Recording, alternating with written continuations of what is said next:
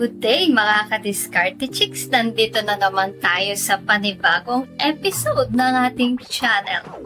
Ngayon, sa video na ito ay pag-uusapan natin ang isang posisyon sa pakikipagdigmaan, ang baligtaran. So, wala na tayong paligoy-ligoy pa. Tara na at simulan na natin.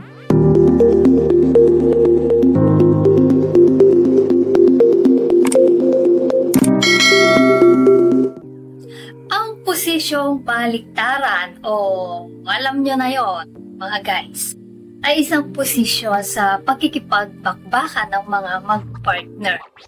Actually, kung titingnan mo ito ay ito lamang yung kumakain ng mani at kumakain din ng hotdog.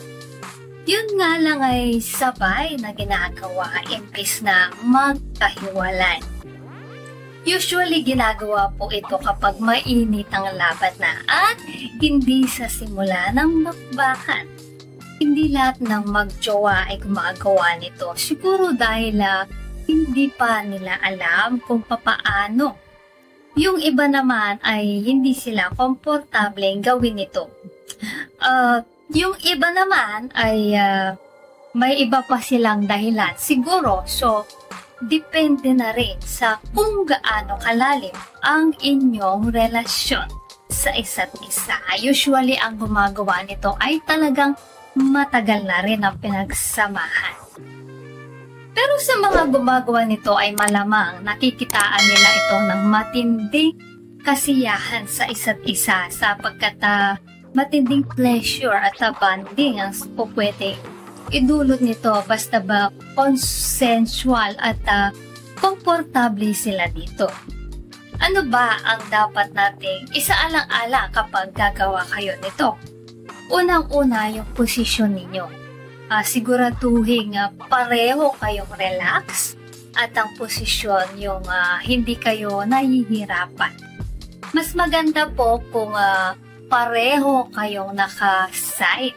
Usually kasi yung iba ay ang lalaki ang nasa itaas. Pero para sa akin ay hindi po ito maganda dahil pwede pong mabilaukan ang partner ninyo. Lalo na kung jumbo hotdog yung sa inyo.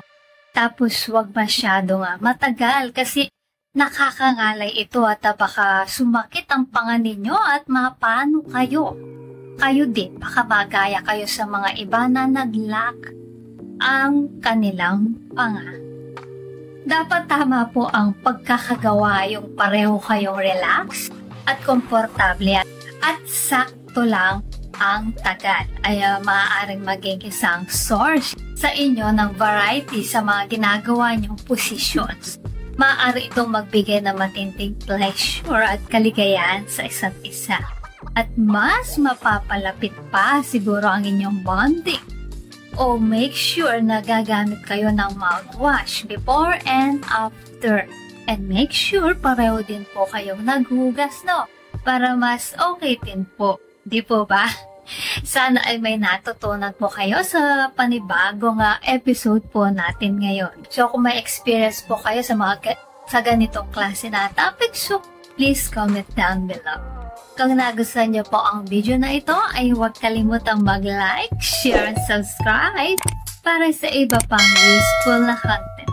Maraming salamat sa panonood. Hanggang sa susunod na video, ingat kayo palagi. Let's spread